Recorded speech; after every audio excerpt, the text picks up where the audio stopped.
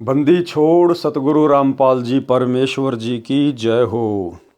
परम पिता परमात्मा सारी सृष्टि के रचनहार कुल मालिक असंख्य ब्रह्मांडों के स्वामी जगत गुरु तीनों लोकों में प्रवेश करके सबका भरण पोषण करने वाले राजाधिराज आत्माधार नाथों के नाथ देवों के देव महादेव सर्वेश्वर महेश्वर मृत्युंजय अजरो अमर आदि अनादि सनातनी प्रभु जगत पिता जगदीश्वर श्री श्री 1008 की उपाधि के वास्तविक अधिकारी अकाल मूरत शब्द स्वरूपी राम वासुदेव सर्वगतम ब्रह्म परम पूज्य प्रथम पूज्य परम संत परम पुरुष परम धनी परम दयालु सत्य कबीर हक्का कबीर अल्लाहु अकबर बाखबर अल्लाह ताला जगत के तारणहार जगत के मुक्तिदाता जगत के जगन्नाथ हारे के सहारे हिंदुओं के राम मुसलमानों के अल्लाह सिखों के वाहेगुरु ईसाइयों के मसीह दया के सागर दयानिधि करुणा के सागर करुणानिधि स्वयंभू परिभू संकट मोचन कष्ट हरण मंगल करण दुख भंजन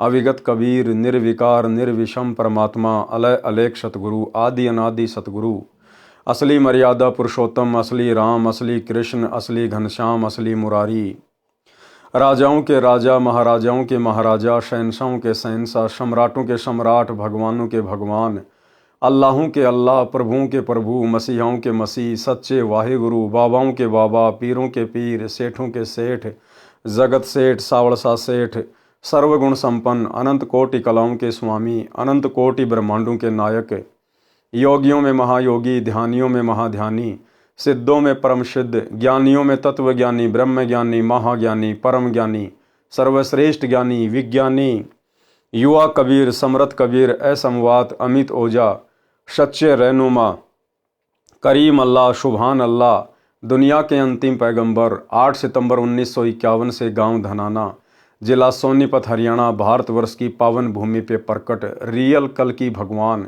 श्री नारायण साकार हरि श्री बाबा साहिब शब्द स्वरूपी राम संत श्रोमणी सतगुरु रामपाल जी परमेश्वर जी के चरण कमल में साध संगति से जुड़े हुए देश विदेश से सभी सतसेवक भाई बहनों का अनंत कोटि दंडवत प्रणाम।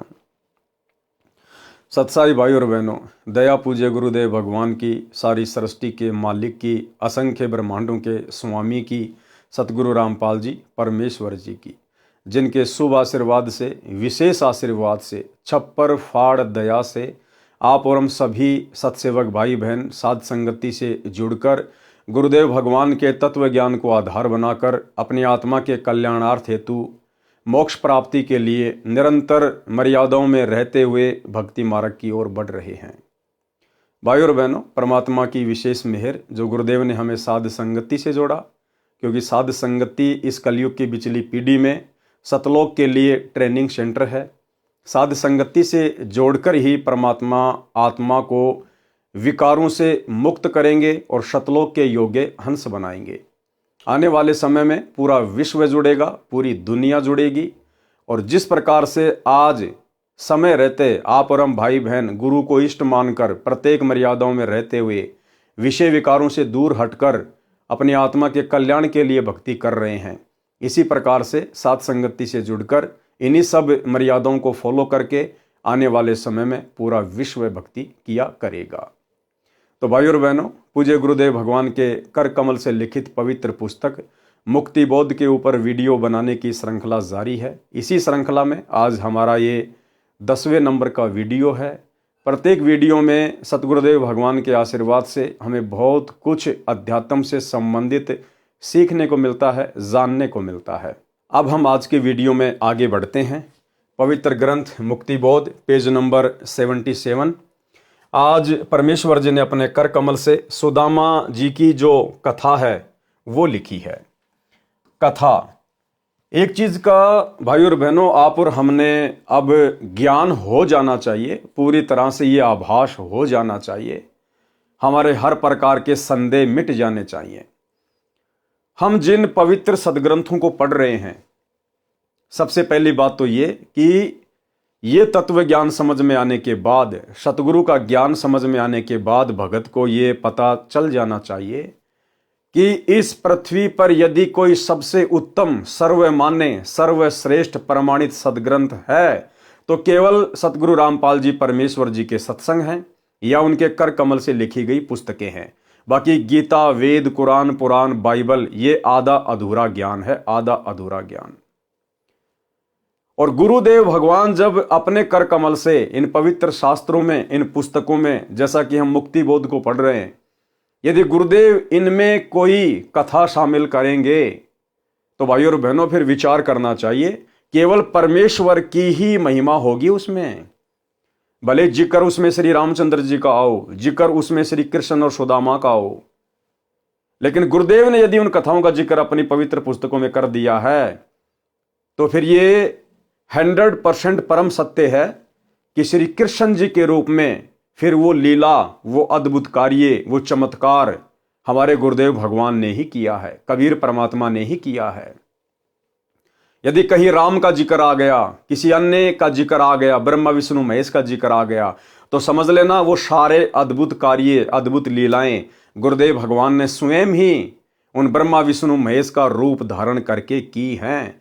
अन्यथा आप और हम भाई बहन, हमारी एक एक श्वास की कितनी कीमत है। गुरुदेव भगवान ने कितना वजन बताया भगत की एक एक श्वास का, कि कहता हूं कहीं जात हूं, कहूं बजाकर ढोल, श्वास जो खाली जात है ये 3 लोक का मोल।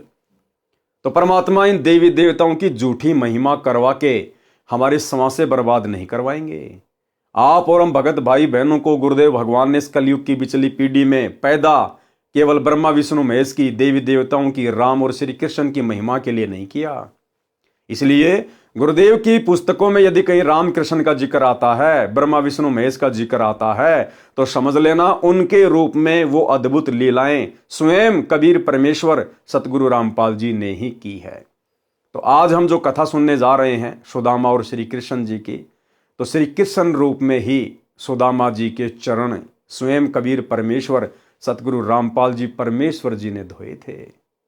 आज हम आगे बढ़ते हैं।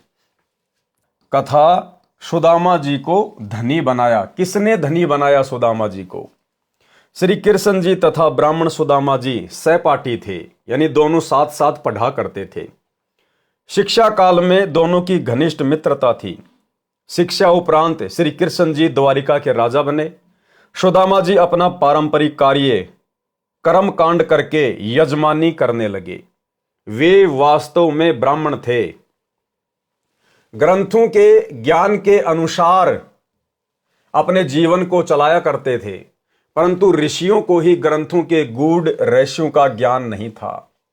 इस कारण से साधना, शास्त्र विधि त्याग कर मनमाना आचरण जो गुरुजनों ने बताया हुआ था वही किया करते थे, जिससे वर्तमान में कोई लाभ नहीं हो रहा था। श्री सुदामा जी की किसी यजमान को भ्रमित करके रुपए या अन्य पदार्थ नहीं लेते थे। केवल अपना व परिवार का भोजन तथा कपड़े यदि आवश्यकता हुई तो लेते थे। कुछ दिन कोई क्रियाकर्म करवाने वाला नहीं आया। एक समय ऐसा आया कि सुदामा जी के पास कोई ऐसा यजमान नहीं आया कर्मकांड करवाने वाला। भोजन की समस्या पूरे परिवार को हो गई। सुदामा जी की पत्नी ने कहा कि आपके 4 पुत्र छोटे छोटे हैं, भूख से बेहाल हैं। आप कहते हो कि द्वारिकाधीश श्री कृष्ण मेरे मित्र हैं, वे द्वारिका के राजा हैं, आप कुछ धन मांग लाओ। वे आपको मना नहीं करेंगे, क्योंकि आप कहते हो कि शिक्षा काल में वे आपके परम मित्र थे। वे आपके साथ घर आते थे और इकट्ठा खाना खाते थे। सुदामा जी ने कहा कि ब्राह्मण मांगता नहीं है। क्या कहा सुदामा जी ने? कि ब्राह्मण मांगता नहीं है।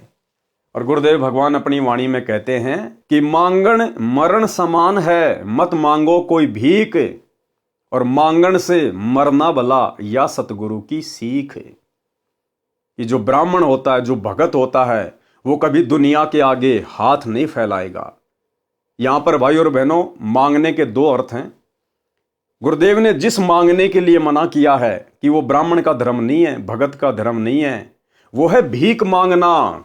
घर घर जाके दिए माई, आटा दिए, रोटी दिए, भीख मांगना, उसको कहते हैं मांगना। वो भक्ति मार्ग में जायज नहीं है। दूसरा मांगना होता है उधार कोई वस्तु लेना, वो परमेश्वर ने यहां पर शामिल नहीं की है। उधार वस्तु, उधार पैसा कोई भी ले सकता है, किसी की भी मदद वो कर सकता है। उधार लेन देन भीख मांगने में नहीं आती है। लेकिन यहां गुरुदेव ने जिस मांगने के लिए मना किया है, और सुदामा जी ने कहा अपनी पत्नी से कि मैं मांगूंगा नहीं, वो होता है जाकर भीख मांगना। तो गुरुदेव भगवान ने क्या कहा?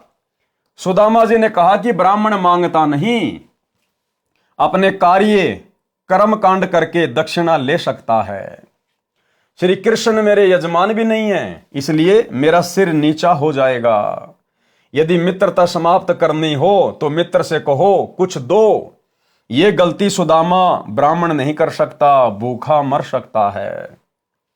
शास्त्रों में लिखा है कि जिसने पूर्व जन्म में दान धर्म नहीं किया वह अगले जन्म में निर्धन रहता है। मैंने पूर्व जन्म में कोई दान नहीं किया होगा, इसलिए मैं निर्धन हूं, मुझे धन नहीं मिल सकता। पत्नी ने चारों पुत्रों को उसके सामने खड़ा कर दिया, जो एक रोटी को एक दूसरे से छीनने की कोशिश कर रहे थे। विचार करना भाई और बहनों, कितना गरीब परिवार था। सुदामा जी कितने निर्धन थे। सुदामा जी को भक्ति मार्ग से डगमग करने के लिए, उसकी मर्यादाएं तुड़वाने के लिए सुदामा की पत्नी ने अपने चारों बच्चों को, जो कि नंगे फटे हाल कपड़े और एक रोटी के लिए आपस में छीना झपटी कर रहे थे, उन चारों को लाकर सुदामा के सामने खड़ा कर दिया, ताकि सुदामा का दिल पसीज जाए और ये श्री कृष्ण जी के पास जाकर कुछ मांग कर ले आए। लेकिन सुदामा ब्राह्मण थे, उन्होंने मांगने का अपने मन में भी विचार नहीं किया। पत्नी ने चारों पुत्रों को उसके सामने खड़ा कर दिया, जो एक रोटी को एक दूसरे से छीनने की कोशिश कर रहे थे, जो मिश्रानी ने छुपा रखी थी, जो रात को बासी बची हुई थी, रोटी भी ताजा नहीं थी, रात का बनाया हुआ खाना, और सुदामा की पत्नी ने एक रोटी छुपा के रख दी थी। और सुबह उस एक रोटी के ऊपर सुदामा के चारों बच्चे आपस में लड़ रहे थे, झगड़ रहे थे, छीना झपटी कर रहे थे। इतनी गरीबी, और उसके बाद भी सुदामा अपने मित्र से, श्री कृष्ण जी से मांगने के लिए नहीं गया। और आज हालात क्या है भाई और बहनों संगत में? 90% संगत जो सतलोक आश्रमों से जुड़ी हुई है, ज्ञान आधार उनके आसपास भी नहीं है। सतलोक आश्रम मैनेजमेंट हरियाणा ने काल प्रेरणा से प्रार्थनाओं के नाम पर नंबरों की लिस्ट जारी कर रखी है, और ये लाखों की संगत जो इन आश्रमों से जुड़ी हुई है, आए दिन हजारों की संख्या में गुरुदेव के पास में प्रार्थनाएं भिजवाती है। गुरुजी से मेरी ये प्रार्थना लगा देना, गुरुजी मेरा लड़का नौकरी नहीं लग रहा, गुरुजी मेरी लड़की को बच्चा पैदा नहीं हो रहा, गुरुजी उसकी डिलीवरी होने वाली है, गुरुजी मेरे छोरे का इंटरव्यू है, गुरुजी मैं कुआं खुदवाना चाहता हूं, फलाना दिखना। नामदान सेंटरों पे जा जाके प्रार्थनाएं लिखवा रहे हैं। अरे सुदामा से शिक्षा लेनी चाहिए। सुदामा को तो कोई तत्वदर्शी सतगुरु भी नहीं मिला हुआ था। सुदामा को यह तत्व ज्ञान भी प्राप्त नहीं था, ताकि उसको विश्वास होता, दृढ़ता आती उसमें। आज आप और हमारे को गुरुदेव ने कौन सी वस्तु देने में कमी छोड़ रखी है? शास्त्र प्रमाणित ज्ञान दे दिया। विश्वास के लिए गुरुदेव ने हमारे 100 कार्य किए, और फिर भी हम लोग मर्यादा में रहकर भक्ति ना करके, क्योंकि जो व्यक्ति मर्यादा में रहकर गुरु को इष्ट मानकर भक्ति करेगा, उसको तो किसी के आगे हाथ फैलाने की जरूरत ही नहीं पड़ेगी। वो केवल भक्ति के लिए अपने गुरु के आगे हाथ फैलाएगा कि भक्ति दान मोहि दीजियो देवन के देवा हो, जन्म पाया भूलू नहीं करहूं पद सेवाओ। वो बेटा बेटी नहीं मांगेगा सतगुरु से, क्योंकि उसको ज्ञान हो जाता है कि सतगुरु ने मेरी सर्व भौतिक और आध्यात्मिक इच्छाओं की पूर्ति के लिए मुझे अनमोल भक्ति दे दी। अब यदि मैं मर्यादा में रह के भक्ति करूंगा तो परमात्मा मुझे आवश्यक वस्तु अवश्य देगा। फिर हाथ किस लिए फैलाना, बार बार डिमांड किस चीज की करनी? क्या हमारे गुरु को पता नहीं है? क्या गुरु जी सर्वशक्तिमान नहीं है? क्या गुरु जी दिव्य दृष्टा नहीं है? क्या गुरु जी अंतर्यामी नहीं है, जो गुरु को अपने शिष्यों की तकलीफों के विषय में पता नहीं होगा? तो भाई और बहनों, आप और हम कलयुग की बिचली पीढ़ी वाले तत्वज्ञानी भगत कहां खड़े हैं? और सुदामा जी को देखिएगा, ना शास्त्रों का ज्ञान, ना कोई सच्चा गुरु प्राप्त, फिर भी अपने धर्म कर्म पर अडिग, उसको कहते हैं भगत। तब आज जाके सुदामा जी का नाम है। ये सोचा था कि एक का भी पेट नहीं भरेगा, कौन से बच्चे को दूं, इसलिए उसको छुपा रखा था। वह एक लड़के के हाथ लग गई थी, उससे अन्य छीना झपटी कर रहे थे। मिसरानी ने कहा कि आप इन बच्चों के लिए मांग लाओ। कि पंडित जी, यदि आप अपने लिए ना मांगो तो कम से कम अपने बच्चों के ऊपर तो रहम करो, ये भूखे मर रहे हैं, कम से कम इनके लिए तो मांग के ले आओ कुछ। वह दृश्य देखकर सुदामा एकांत में जाकर परमात्मा से विनय करने लगा तथा आंखों में पानी भराया। हे प्रभु, ये क्या दिन देख रहा हूं, मुझे पूर्व जन्म में कोई मार्गदर्शक ठीक नहीं मिला। देखो भाई और बहनों, कितनी गहरी शिक्षा है। ना सुदामा को तत्व ज्ञान, ना कोई सतगुरु, और उसके बावजूद भाई और बहनों उसने परमात्मा में दोष नहीं देखा, उसने भगवान में दोष नहीं देखा, श्री कृष्ण जी में दोष नहीं देखा। अपने आप को कोसा कि हे प्रभु, मैंने पिछले जन्मों में कोई दान धर्म नहीं किया है, मैंने कोई ऐसे शुभ कर्म नहीं किए परमात्मा जिस कारण से वर्तमान में मुझे धन मिलता। परमात्मा में कोई दोष नहीं देखा उसने। और आज नाम दीक्षा लिए हुए 6 साल हो गई है, और अगर जरा सा घर में नुकसान हो गया, सबसे पहले गुरुजी में दोष देखेगा कि कहीं मैंने देवी देवता छोड़ दिए इसलिए तो नुकसान नहीं हो गया। अरे कहीं गुरुजी की भक्ति में कोई शक्ति वक्ति नहीं है इसलिए तो मेरे को नुकसान नहीं हो गया। सौ दोष काल प्रेरणा से देखना शुरू कर देगा। तो हमने शिक्षा लेनी है सुदामा जी से, अगर अपनी भक्ति को वर्तमान में सफल करना है तो। अगर आपने ज्ञान को समझकर सत्संग अच्छे से सुनकर नाम लिया है, उसके बाद भाई और बहनों हमारा केवल एक ही टारगेट होना चाहिए, आत्मा का कल्याण। और आत्मा के कल्याण के मार्ग में हमारे ऊपर चाहे कितनी भी बाधाएं क्यों ना आए, कितनी भी समस्या क्यों ना आए, हमने अपने गुरु पर दृढ़ विश्वास रखना है। परमात्मा कहते हैं, राम नाम रटते रहो जब तक घट में प्राण, कबू तो दीन दयाल के भिनक पड़ेगी कान।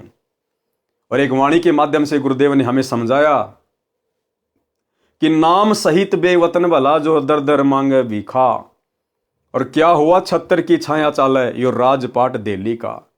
कि हे भगत, अगर तुझे सच्चे गुरु का सच्चा नाम प्राप्त है, और यदि तुझे देश का राजा देश निकाला भी दे दे, और ऐसी नौबत आन पड़े कि तुझे भीख मांग मांग के खाना पड़े, तो भी शुक्र मनाना कि तेरे पास में गुरु का नाम है।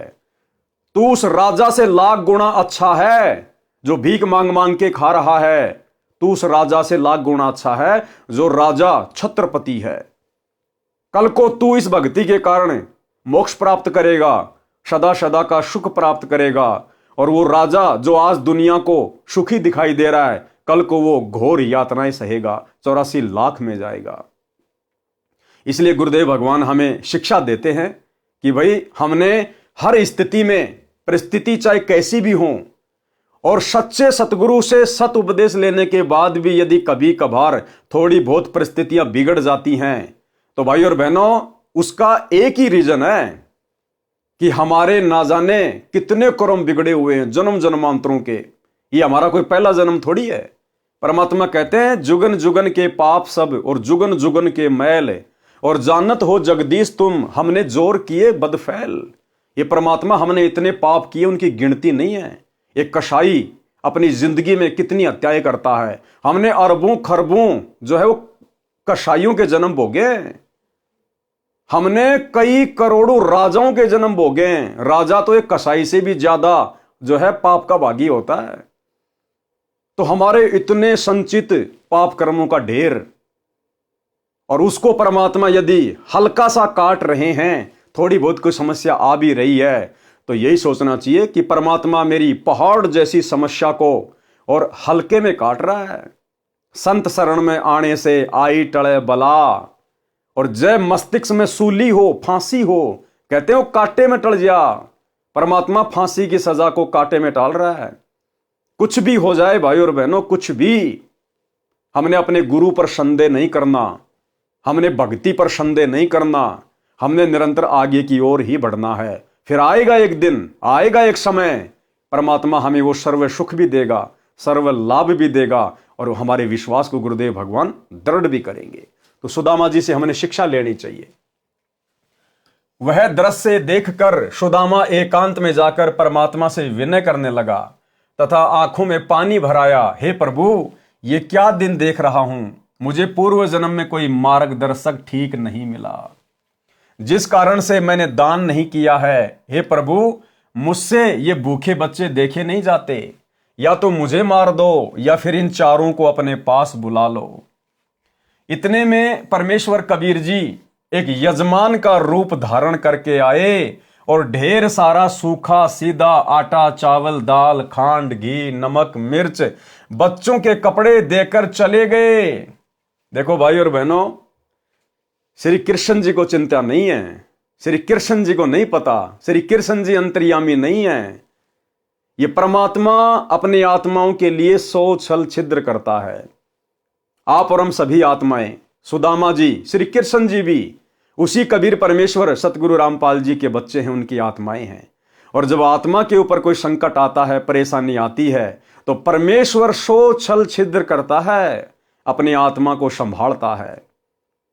तो सुदामा जी के बच्चों के लिए, सुदामा के परिवार के लिए कबीर परमेश्वर सतगुरु रामपाल जी, जिन्होंने एक सेठ का रूप बनाया और बैलगाड़ी में सारा सामान महीने भर का लाद कर और सुदामा जी के घर पर रख कर चले गए। इतने में परमेश्वर कबीर जी एक यजमान का रूप धारण करके आए और ढेर सारा सूखा सीधा आटा, चावल, दाल, खांड, घी, नमक, मिर्च बच्चों के कपड़े देकर चले गए।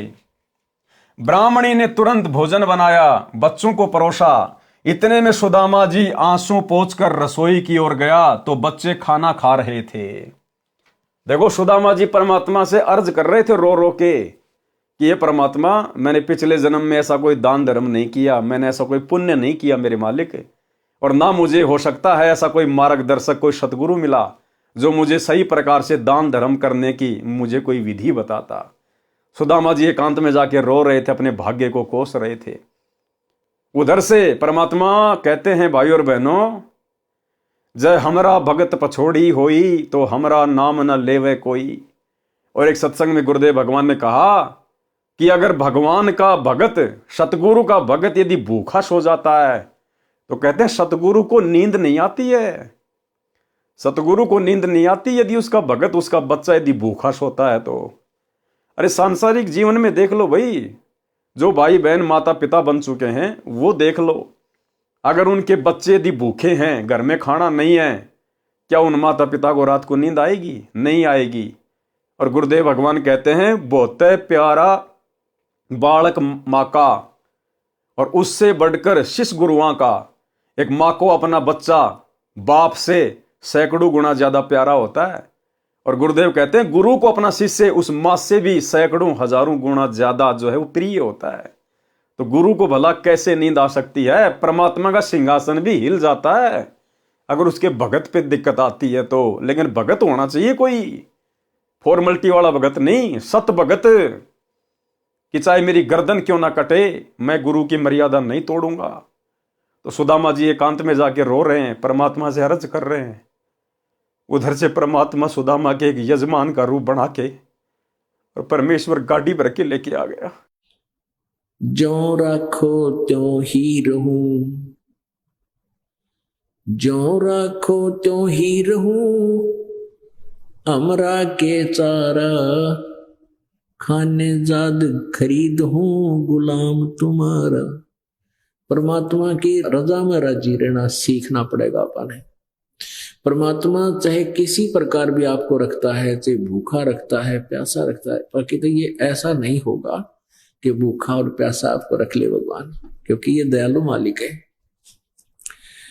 उसके बच्चे जो सही भक्ति पर लग रहे हैं वो भूखे प्यासे नहीं रह सकते हैं, उनकी परमात्मा को नींद नहीं आओ। फिर उसके बच्चे जो सही भक्ति पर लग रहे हैं वो भूखे प्यासे नहीं रह सकते हैं, उनकी परमात्मा को नींद नहीं आओ। फिर ऐसे ही भाई और बहनों, आने वाले समय में ये दुनिया इस परमात्मा को ना पहचान के अपने पैरों के ऊपर जो ये कुल्हाड़ी मार चुकी है, इस युग परिवर्तन के समय में जब त्राही त्राही मचेगी, अकाल पड़ेगा, सूखा पड़ेगा, उस समय भाई और बहनों यदि हमारे घर में भी कुछ नहीं होगा, यही परमात्मा सतगुरु रामपाल जी भगवान सोच छल छिद्र कर देगा। परमात्मा इस परमेश्वर को आज वर्तमान में गाड़ी लेके आने की जरूरत नहीं है, बैठा बैठा रसोई में सामान भर देगा, पीपे में आटा भर देगा, सिलेंडर में गैस भर देगा। यह परमात्मा वो समर्थ है। छोटा सा संकेत जो गुरुदेव भगवान ने किया है कि जब आपके घर में 2 दाने नहीं होंगे, सुबह मटका भरा हुआ मिलेगा। मटका सुनिए, फिर भगवान व्यवस्था करेगा। आपके घर में 2 दाने होंगे, तड़के भरा पाओगा मटका, पिप्पा भरा पाओगा आटे का, इस तरह कर देगा दाता आपके लिए। लेकिन भक्ति करवाने के लिए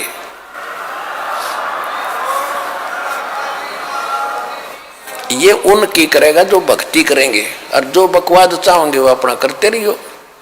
ठीक है, जैसा भक्ति भजन करेंगे उनका लाभ मिल जाएगा, लेकिन वो उसमें से खड़ी रह जाएंगे। तो भाई और बहनों, परमात्मा कहते हैं चिंत्या तो हरि नाम की और न चिंत्या दास, और जो कोई चिंत्या नाम बिना सोई काल की फांस।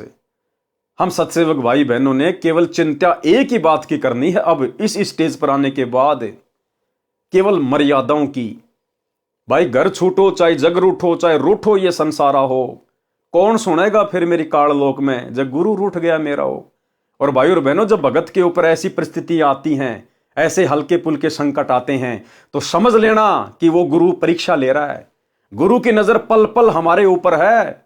थोड़ा बहुत कोई संकट देखकर ही तो गुरु देखेगा कि मेरे भगत के अंदर सील, संतोष, विवेक, दया, अक्षमा, इसके अंदर कुछ गुण विकसित हुए हैं या नहीं हुए हैं। मेरा भगत मेरे ऊपर दृढ़ विश्वास कर पा रहा है या नहीं कर पा रहा है, या खाली देखा देखी भक्ति कर रहा है।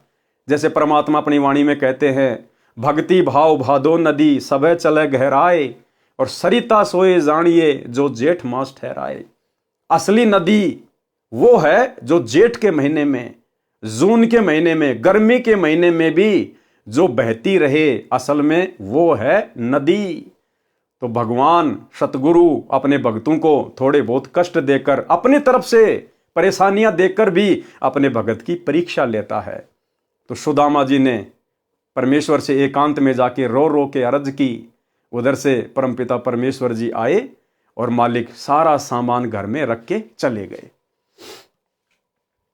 इतने में परमेश्वर कबीर जी एक यजमान का रूप धारण करके आए और ढेर सारा सूखा सीधा आटा, चावल, दाल, खांड, घी, नमक, मिर्च बच्चों के कपड़े देकर चले गए। ब्राह्मणी ने तुरंत भोजन बनाया, बच्चों को परोसा। इतने में सुदामा जी आंसू पोंछकर रसोई की ओर गया तो बच्चे खाना खा रहे थे। पूछने पर पता चला कि कोई भगत आया था। कौन भगत आता था भाई और बहनों? गरीब की मदद कौन करता है? गरीब की मदद तो केवल गरीब निवाज करता है, भगत की मदद केवल सतगुरु करता है। पूछने पर पता चला कि कोई भगत आया था, वह सामान दान कर गया है। सुदामा जी ने पूछा कि क्या नाम बताया था? पत्नी ने कहा कि दामोदर नाम बताया था। दामोदर अपने आप को छुपाया परमात्मा ने, जैसे आज छुपा रहे अपने आप को। संत रामपाल जी के नाम से आ गए कबीर परमात्मा। पत्नी ने कहा कि दामोदर नाम बताया था। सुदामा जी ने अपने दिमाग पर जोर दिया तो कोई भी दामोदर नाम का यजमान उनका नहीं था, कि भाई मेरा तो कोई दामोदर नाम का कोई यजमान है ही नहीं, भला कौन दे गया। उस नाम का कोई भी व्यक्ति नगरी में नहीं था। उस दिन के अतिरिक्त 3 दिन का राशन पूरे परिवार का था। 3 दिन का राशन रख गए परमात्मा पूरा। 3 दिन का क्यों रखा? मालिक ने आगे भी सोच रखा था कि आगे मैं किस विधि से इन बच्चों का पालन पोषण करूंगा। उस दिन के अतिरिक्त 3 दिन का राशन पूरे परिवार का था। पत्नी ने फिर आग्रह किया कि आप श्री कृष्ण जी से कुछ मांग कर ले आओ, तो सुदामा ने हाँ कर दी। देखो भाई और बहन, हम लोग ऐसे मार खा जाते हैं, ऐसे मार खा गया सुदामा। उधर जाके जब वो भगवान से अरदास कर रहा था तो परमात्मा पीछे से यजमान का रूप बना के सब कुछ रख के चले गए। लेकिन सुदामा का धैर्य फिर जवाब दे गया पत्नी के बार बार कहने से, और फिर सुदामा ने हाँ कर दी कि ठीक है मैं जाता हूं। लेकिन मन में फिर भी यही था कि मांगूंगा कुछ नहीं, अगर नहीं जाऊंगा तो ये घर में झगड़ा करेगी, इससे अच्छा है चलो मैं जाके आ जाता हूं। अगर वो अपने आप दे देगा तो ठीक है, नहीं तो मैं नहीं मांगूंगा। पत्नी ने फिर आग्रह किया कि आप श्री कृष्ण जी से कुछ मांग कर ले आओ। तो सुदामा ने हां कर दी, परंतु मन में यही था कि जाकर आ जाऊंगा, मांगूंगा नहीं। किसी मित्र या रिश्तेदारी में जाते समय उनके लिए घर से कुछ मिठाई बनवा कर ले जाने की परंपरा थी। उसके स्थान पर पत्नी ने 3 मुट्ठी यानी 250 ग्राम चावल भूनकर भगत के पल्ले से बांध दिए। सुदामा जी द्वारिका में तीसरे दिन शाम को पहुंचा। मैले कपड़े, टूटी जूती, एक भिखारी जैसे वेश में श्री कृष्ण जी के राजभवन के सामने द्वार पर खड़ा हो गया और द्वारपाल से अंदर जाने के लिए आज्ञा चाहिए। तो द्वारपाल ने परिचय पूछा, कौन हो, क्या नाम है, कहां से आए हो, क्या काम है? ये राजा का राजभवन है, आपको किससे मिलना है? सुदामा जी ने अपना परिचय दिया। फिर द्वारपाल ने कहा कि पहले हम महाराज जी से आज्ञा लेकर आएंगे, यदि आज्ञा हुई तो आपको मिलाएंगे। द्वारपाल ने श्री कृष्ण जी को सब पता बताया। तो श्री कृष्ण नंगे पैरों सिंहासन छोड़कर दौड़े दौड़े आए। श्री कृष्ण भाई और बहनों राजा था, राजा में अहंकार होता है, राजा में मान बढ़ाई होती है। राजा अपने एक मैले कुचैले गरीब से भगत के लिए नंगे पैर दौड़कर नहीं आता कभी भी। राजा को सौ टेंशन हो जाएगी, लोग क्या कहेंगे, दुनिया क्या कहेगी।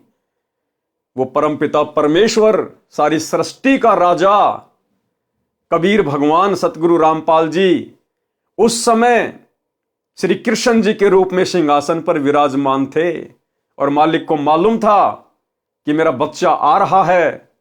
और भगवान का बच्चा और 3 लोक के देवताओं के आगे हाथ फैलाए, ये भगवान सहन नहीं कर सकता। इसलिए परमात्मा सतगुरु रामपाल जी स्वयं श्री कृष्ण रूप बनाकर सिंहासन पर जाकर बैठ गए। और जैसे ही सुदामा का नाम सुना, तुरंत नंगे पैर दौड़ लिए परमात्मा। ये परमेश्वर अपनी आत्माओं से इतना प्रेम करते हैं और आप और हम आज भी इनको नहीं पहचान पा रहे। आज हमारे लिए 21 महीने की 2006 में जेल, 2014 से 10 साल से जेल। भाई और बहनों, आम संत होता तो फांसी खा के मर जाता, फांसी खा के। परमार्थ के लिए निस्वार्थ भाव से इतना संघर्ष धरती पे कोई नहीं कर सकता। केवल एक बाप अपने बच्चों के लिए कर सकता है, परमात्मा अपनी आत्माओं के लिए ही कर सकता है। तो परमेश्वर दौड़ लिए। द्वारपाल ने श्री कृष्ण जी को सब पता बताया। तो श्री कृष्ण जी नंगे पैरों सिंहासन छोड़कर दौड़े दौड़े आए और मैले धूल भरे कपड़ों समेत सुदामा जी को गले से लगा लिया और सिंहासन पर बैठा दिया, अपने सिंहासन पर बैठा दिया परमेश्वर ने। फिर अपने हाथों सुदामा जी के पैर धोए। भाई और बहनों, आज हमें अपने गुरुदेव के चरणामृत को बनाने के लिए उनके चरण धोने में शर्म आ रही है। और यहां परमात्मा ने अपनी आत्मा को सिंहासन पर बैठा कर उनके पैर धोए गरम गरम पानी से, परमेश्वर जी ने। फिर अपने हाथों सुदामा जी के पैर धोए, नहाया, नए कपड़े पहनाए, कई प्रकार का भोजन बनवाया। खाने के लिए जो चावल सुदामा जी लाए थे उनको बड़ी रुचि के साथ श्री कृष्ण जी ने खाया। भाई और बहनों, बहुत गहरी शिक्षा है, ध्यान रखना। सुदामा जी की पत्नी ने, मिश्रानी ने जो 250 ग्राम चावल, 3 मुट्ठी चावल जो दिए थे भून के, परमेश्वर ने, सतगुरु रामपाल जी भगवान ने बड़े प्रेम के साथ में खाए, बड़े आनंद के साथ में खाए। सुदामा जी के चावल का भोग लगाया परमात्मा ने। सुदामा जी के खाने के लिए कई प्लेटों में हलवा, खीर, कई सब्जी रोटी सामने रख दी।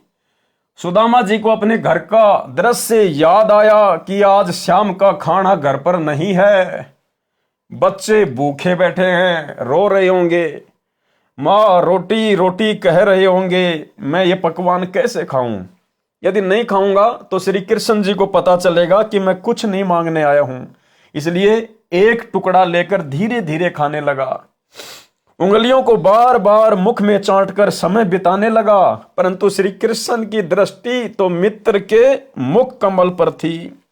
परमेश्वर कबीर देव सतगुरु रामपाल जी की दृष्टि तो अपने भगत के मुख कमल के ऊपर थी। और ना होती तो भी कोई बड़ी बात नहीं भाई और बहनों, ये मालिक तो अंतर्यामी है। सब हाव भाव देख रहे थे, कहा खा ले यार सुदामा, क्यों उंगली चाटे जा रहा है। सुदामा जी ने 2 रोटी खाई तथा खीर हलवा नाम मात्र खाया और हाथ धोकर बैठ गया। श्री कृष्ण जी ने पूछा कि बच्चे तथा भाभी जी कुशल हैं, निर्वाह ठीक चल रहा है। सुदामा जी ने कहा, अब देखो भाई और बहनों क्या कहा, आप और हमें शिक्षा लेनी चाहिए कि भगत का स्वभाव कैसा होना चाहिए।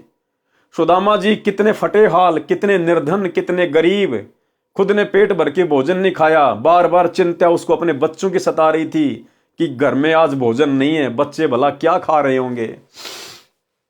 लेकिन जब भगवान ने पूछा, जब श्री कृष्ण जी ने पूछा कि बच्चे तथा भाभी जी कुशल हैं, निर्वाह ठीक चल रहा है, सुदामा जी ने कहा कि तेरी दया से है भगवान हमको सुख सारा, किसी वस्तु की कमी नहीं, मेरा ठीक गुजारा। कि ये परमात्मा आपके रहते सहते, ऐसे मित्र के रहते सहते भला आपके सुदामा को, आपके भगत को, आपके मित्र को क्या कमी हो सकती है परमात्मा।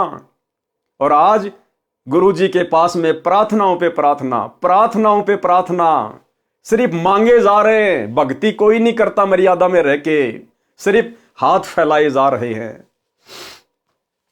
तेरी दया से है भगवान हमको सुख सारा, किसी वस्तु की कमी नहीं, मेरा ठीक गुजारा। श्री कृष्ण जी तो समझ चुके थे कि ये मर जाएगा पर मांगेगा नहीं। उसी समय सुदामा जी को दूसरे कमरे में विश्राम के लिए निवेदन किया और राज दरबार में जाकर विश्वकर्मा जी को बुलाया, जो मुख्य इंजीनियर था, तथा सुदामा जी का पूरा पता लिखाकर उसका सुंदर महल बनाने का आदेश दिया। इस कबीर परमेश्वर जी को कोई आवश्यकता नहीं है किसी इंजीनियर को बुलाने की, ये खुद ही इंजीनियर है जिन्होंने पूरी कायनात को रचा है। इस परमेश्वर ने खुद ही सारा खेल खेला और सुदामा जी का महल बना दिया, तथा कहा कि लाखों रुपए का धन ले जा, जो भगत के घर रखाना, ये कार्य 1 सप्ताह में होना चाहिए। विश्वकर्मा जी ने 6 दिन में कार्य संपूर्ण करके रिपोर्ट दे दी। सुदामा जी प्रतिदिन चलने के लिए कहते तो श्री कृष्ण जी विशेष विनय करके रोके रहे। 7वें दिन सुदामा चल पड़ा, नए बहुमूल्य कपड़े पहने हुए थे। रास्ते में सोचता हुआ आ रहा था कि श्री कृष्ण मेरे से पूछ रहा था कि किसी वस्तु का अभाव तो नहीं है। क्या उसको दिखाई नहीं दे रहा था कि मेरा क्या हाल है? वही बात सही हुई कि मित्रता समान हैसियत वालों की निभती है। सुदामा जी के मन में दोष आ गया।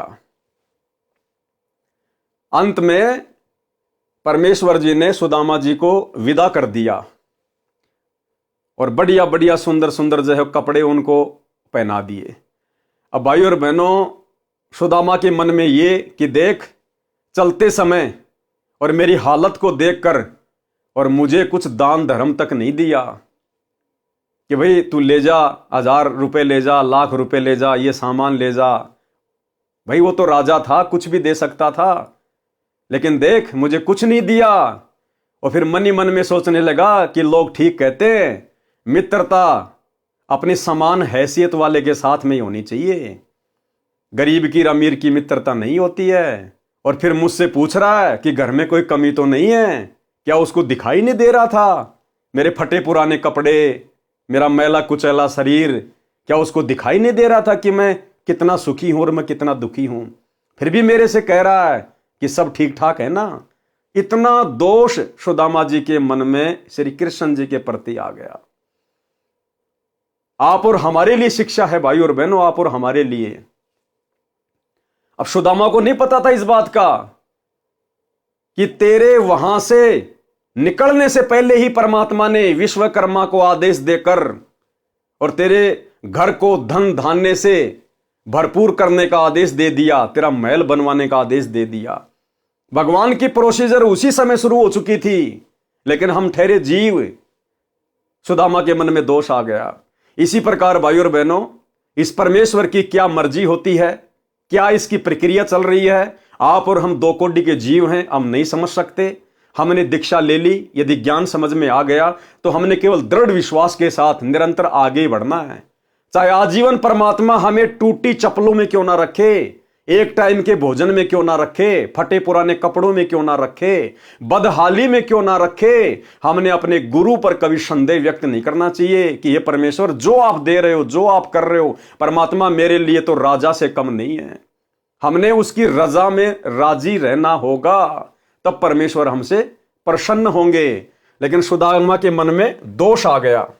अब दोष आया तो फिर उसकी सजा भी मिलनी थी। रास्ते में जंगली लोगों ने सुदामा के वो कपड़े छीन लिए, नंगा कर दिया सुदामा को, अंडरवियर तक नहीं छोड़ी उसकी। ये उसको सजा मिली भगवान के ऊपर संदेह करने की। रास्ते में सोचता हुआ आ रहा था कि श्री कृष्ण मेरे से पूछ रहा था कि किसी वस्तु का अभाव तो नहीं है। क्या उसको दिखाई नहीं दे रहा था कि मेरा क्या हाल है? वही बात सही हुई कि मित्रता समान हैसियत वालों की निभती है। इतनी देर में जंगली भीलों ने रास्ता रोक लिया और कहा कि निकाल दे जो कुछ ले रखा है।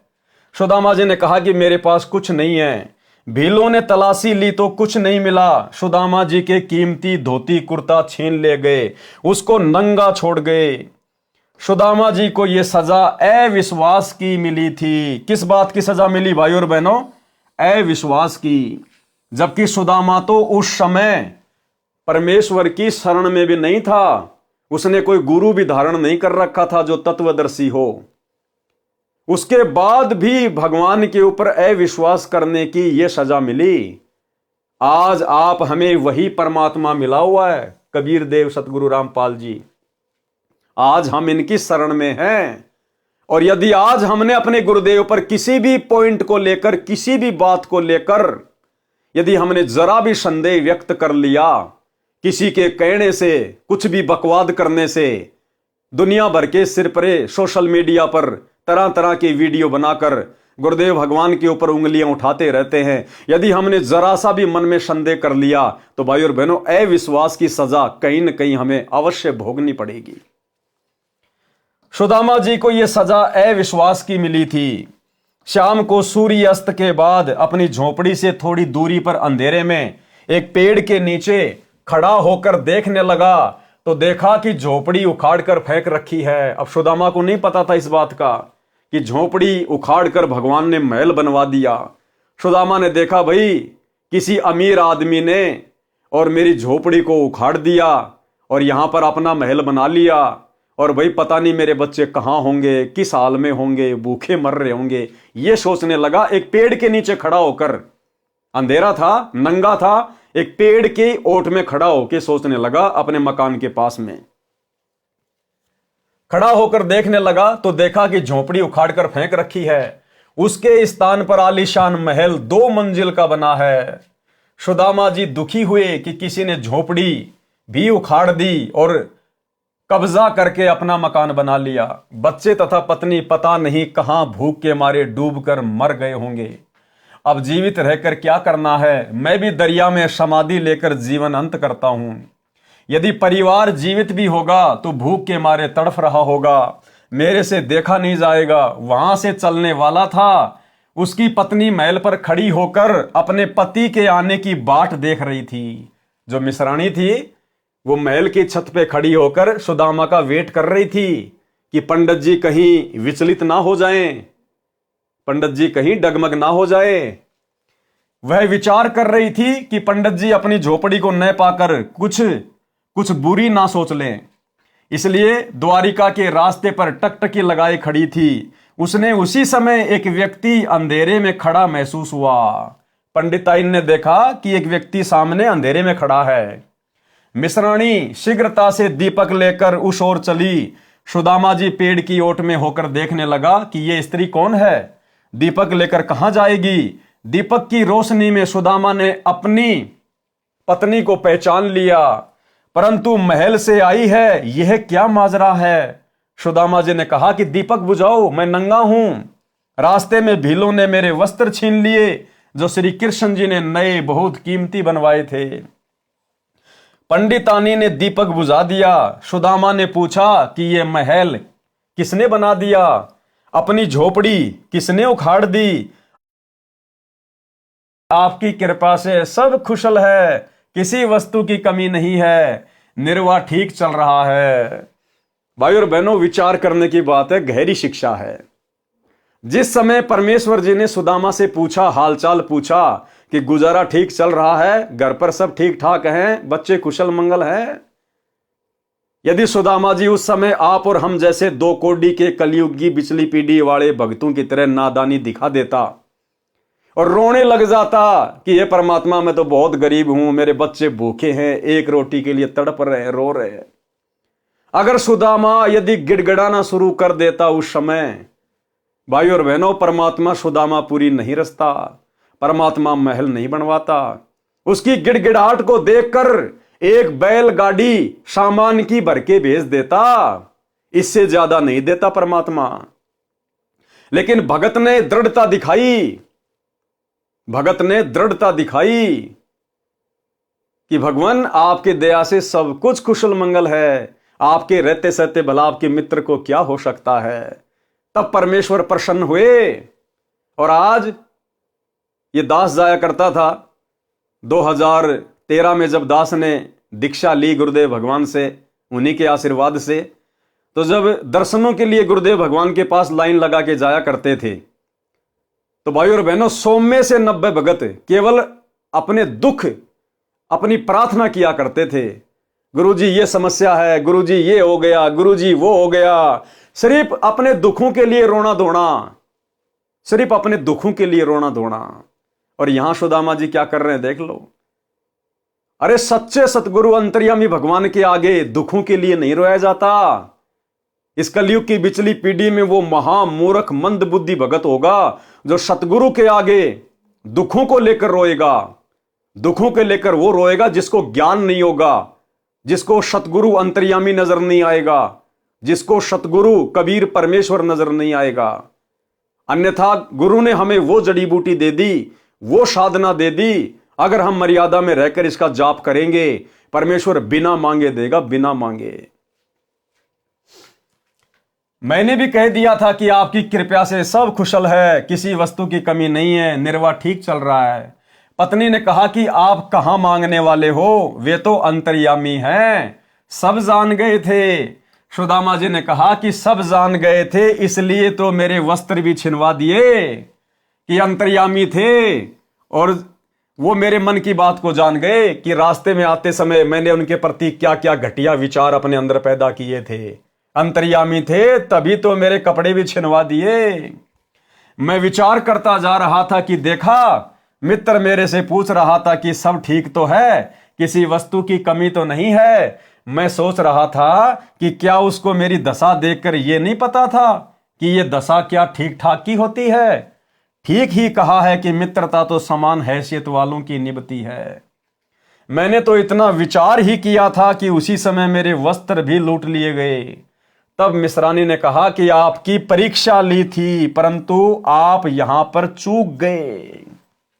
क्या कहा मिश्रानी ने कि ये आपकी परीक्षा ली थी भगवान ने और आप यहां पर चूक गए। भाई और बहनों, दया पूजे गुरुदेव भगवान की, आप और हम साथ संगति से जुड़ी हुई आत्माओं के ऊपर जो रजा सतगुरु रामपाल जी भगवान ने बख्श रखी है, 21 ब्रह्मांड में किसी के ऊपर नहीं है। पिछले 10 वर्षों से आप और हम भगत भाई बहनों ने कोई प्रार्थना हिसार जेल में नहीं लगाई। आप और हमने कोई भी संदेह, किसी भी प्रकार का कोई भी शंका अपने गुरुदेव पर और भक्ति पर नहीं की। आप और हमने केवल उनको अंतर्यामी परमेश्वर मानकर मर्यादा में रहकर भक्ति पर जोर दिया, और इसी का यह नतीजा है कि आज गुरु हम पर प्रसन्न है और गुरु ने हम सबका ज्ञान योग खोल दिया। क्योंकि ये ज्ञान योग खुले बिना हमें गुरु में कभी भी इष्ट नजर नहीं आ सकता, कबीर भगवान नजर नहीं आ सकता। तब मिश्रानी ने कहा कि आपकी परीक्षा ली थी, परंतु आप यहीं पर चूके थे, उसी का झटका आपको दिया। अब देख तेरे मित्र का कमाल, अब देख परम मित्र का कमाल। साधु माई बाप है, साधु बाई बंद, साधु मिलावे राम से काटे यम के फंद। बच्चों के वस्त्र राजाओं जैसे हैं, 4 सिपाही चारों कोणों पर रखवाली कर रहे हैं। वाणी नंबर 106 में यही कहा है कि संत सुदामा जी श्री कृष्ण के संगी यानी मित्र थे। जो दारिद्र यानी निर्धनता की दरिया नदी यानी अत्यधिक निर्धन व्यक्ति था, उसके चावल खाकर कंचन सोने के महल बख्श दिए, यानी निशुल्क मुफ्त में दे दिए। क्या खाकर? उसके चावल खाकर। देखो भाई और बहनों, परमात्मा कहते हैं खेल चाहे डिस्ट्रिक्ट लेवल का हो, चाहे नेशनल लेवल का हो, चाहे इंटरनेशनल लेवल का हो, नियम एक जैसे ही होते हैं। ठीक इसी प्रकार यह भक्ति मार्ग है। यह भक्ति चाहे 3 लोक की हो, चाहे 21 ब्रह्मांड की हो, चाहे सतलोक की हो, नियम एक जैसे ही हैं। उस अंतर्यामी कबीर परमेश्वर सतगुरु रामपाल जी को बचपन से लेकर उस समय तक सुदामा की सारी स्थिति का पता था। क्या परमात्मा पहले उसके घर नहीं बनवा सकते थे? क्या पहले परमात्मा उसके घर को धन धान्य से परिपूर्ण नहीं कर सकते थे? कर सकते थे, ये सर्वशक्तिमान है, लेकिन क्यों नहीं किया? इस भक्ति का नियम है। परमात्मा कहते हैं देते को हरि देत है जहां तहां से आण, और अण देवा मांगत फिर साहिब सुने नहीं कान। जब तक उस कबीर परमेश्वर जी ने सुदामा के चावल का भोग नहीं लगा लिया, तब तक सुदामा के ऊपर मेहर नहीं बख्शी। समझ जाओ भाई और बहनों, कितनी बड़ी मेहर हुई है साथ संगति से जुड़ने के बाद। आज इस पूरे 21 ब्रह्मांड में यदि उस कबीर परमेश्वर को कोई इष्ट मानकर गीता अध्याय 3 श्लोक नंबर 13 के अनुसार निस्वार्थ भाव से अपनी आत्मा के कल्याण के लिए, गुरु को प्रसन्न करने के लिए यदि कोई उन्हें भोग लगा रहा है भंडारे का, भोग की आरती के साथ, अन्नदेव की आरती तो पूरी संगति करती है, लेकिन परमेश्वर को, कबीर देव को, सतगुरु रामपाल जी भगवान को भोग की आरती के साथ में भोग लगता है, भोग की आरती के साथ में। और केवल साध संगति से जुड़ी हुई आत्माएं हैं जिन्होंने घर को ही आश्रम बनाकर और घर पर गुरुदेव का आसन लगाकर, उनका बेड लगाकर और भोग की आरती के साथ में सभी भाई बहन अपने इष्ट को भोग लगाते हैं। 21 ब्रह्मांड में केवल चंद ही आत्माएं हैं। ये विधान है यहां से पार होने का, मोक्ष प्राप्त करने का, गुरु को प्रसन्न करने का। आप विचार करो भाई और बहनों, नाम दीक्षा के साथ ही गुरुदेव हमें एक छोटी सी पुस्तक देते, भक्ति बोध, जिसमें तीनों समय की आरती होती है। आप उस भक्ति बोध में देखेंगे सबसे पहले आपको लिखा हुआ मिलेगा नित्य नियम सुबह का। क्यों लिखा गुरुदेव ने? आप और हमारे लिए, हम रोज नित्य नियम करते हैं। फिर लिखा है असुर निकंदन रमेणी। क्यों लिखी गुरुदेव ने? आप और हमारे लिए, रोजाना करने के लिए हम सब रमेणी करते हैं। फिर है संध्या आरती। क्यों लिखी गुरुदेव ने? आप और हमारे लिए, हम सब रोजाना संध्या आरती करते हैं। उसके बाद लिखा है अन्नदेव की छोटी आरती और अन्नदेव की बड़ी आरती। क्यों लिखी? आप और हम भक्तों के लिए। क्यों? रोजाना करने के लिए, हम सब करते हैं। उसके बाद लिखा भोग लगाने की विधि। क्यों लिखी गुरुदेव ने? गुरु को भोग लगाने के लिए। लेकिन संगत में आज कौन कर रहा है? केवल साध संगति से जुड़े हुए सत्सेवक भाई बहन। तो ये मेहर हुई है भाई और बहनों आप और हमारे ऊपर। इसलिए दास बारंबार कहता है कि साध संगति से जुड़े बिना, क्योंकि साध संगति गुरुदेव भगवान का सतलोक के लिए ट्रेनिंग सेंटर है, इस साध संगति से जुड़े बिना हमारी तमाम आध्यात्मिक क्रियाएं पूर्ण नहीं हो सकती है। तो जब परमेश्वर ने वो सुदामा जी के द्वारा लाए गए चावल का भोग नहीं लगाया, तब तक कुछ नहीं दिया। और जैसे ही गुरुदेव ने भोग लगाया, परमेश्वर ने सुदामापुरी रच दी। सुदामापुरी, कंचन के महल, बॉडीगार्ड भी खड़े हैं सिक्योरिटी के लिए कि कहीं कोई मेरे भगत को दुखी ना कर दे, परेशान ना कर दे। और आज भाई और बहनों यकीन मानना, आप और हम सत्सेवक इस काल की नजरों में कांटे की तरह चुभ रहे, कांटे की तरह भयंकर तरीके से। इसका जी करता है कि इनको मसल दूं मैं, लेकिन उसका जोर नहीं चल रहा हम सत्सेवकों के ऊपर, क्योंकि परमेश्वर ने रक्षा कवच बना रखा हमारे चारों तरफ, हमारे मकानों के चारों तरफ, हमारे शरीर के चारों तरफ रक्षा कवच। उसको तीर जैसे झटके लगते हैं जब वो पास आता है तो। और गुरुदेव भगवान ने स्पष्ट कर रखा कि बच्चों, अगर मर्यादा में रहोगे, गुरु को इष्ट मानोगे, ये देवी देवता ब्रह्मा विष्णु महेश ये तुम्हारे बॉडीगार्ड बनकर खड़े रहेंगे तुम्हारे घर के चारों तरफ, कि कोई भूत प्रेत अन्य कोई देवता इनको कोई दुखी ना कर दे, कोई परेशान ना कर दे। सतगुरु रामपाल जी भगवान के आदेश से, कबीर परमेश्वर के संविधान से ये देवी देवता हमारे घरों के चारों तरफ सिक्योरिटी करते हैं, सिक्योरिटी सूक्ष्म रूप में, तब हम सुरक्षित हैं गुरुदेव के विशेष आशीर्वाद से, क्योंकि हम गुरुदेव को प्रसन्न करने की दिशा में आगे बढ़ रहे हैं। हम पीले पर्चों को आंख बंद करके नहीं मानते, हम कोऑर्डिनेटरों के आदेशों को आंख बंद करके फॉलो नहीं करते, हम सत्संगों के विरुद्ध गुरुदेव के परिवार के द्वारा करवाए जाने वाले घटिया कुकर्मों में आंख बंद करके सहयोग नहीं करते, हम स्टेडियम बनवाने में सहयोग नहीं करते, हॉस्पिटल बनवाने में नहीं करते, हम गुंडों की सीबीआई जांच का समर्थन नहीं करते, हम आरक्षणों में नहीं जाते, हम किसी का जाट भवन बनवाने के लिए ज्योति पाठ और दान का पैसा नहीं देते। इसलिए गुरुदेव हम पर प्रसन्न है ज्ञान आधारित भक्ति को देखकर। इसलिए परमेश्वर ने दया बख्शी है गीता अध्याय 3 श्लोक 13 के अनुसार स्वयं को भोग लगवाने की। इस 21 ब्रह्मांड में इस परमेश्वर को सतगुरु रूप में आए हुए भगवान को कोई पहचान नहीं सकता। ये भगवान स्वयं अपनी पहचान करवाता है अपनी विशेष आत्माओं से। गोता मारूं स्वर्ग में जा बैठूं पाताल, गरीब दास ढूंढता फिरूं अपने हीरे मोती लाल। आज इस लाखों की संगत में से यदि परमेश्वर के कोई हीरे मोती लाल हैं, केवल सत्सेवक हैं, केवल सत्सेवक। विचार, श्री कृष्ण जी राजा थे। क्या कह रहे हैं गुरुदेव भगवान कि विचार करो, श्री कृष्ण जी राजा थे, अपने मित्र की इतनी सहायता करना एक राजा के लिए कोई बड़ी बात नहीं है। इतनी सहायता तो एक स्टेट का मंत्री अपने मित्र की आसानी से कर सकता है। परमेश्वर कबीर जी ने एक अति निर्धन मुसलमान लुहार तैमूर लंग की एक रोटी खाकर 7 पीढ़ी का राज्य बख्श दिया था। उसी जीवन में तैमूर लंग राजा बना जिसका राज्य विशाल था। दिल्ली की राजधानी पर उसने अपना प्रतिनिधि छोड़ा था।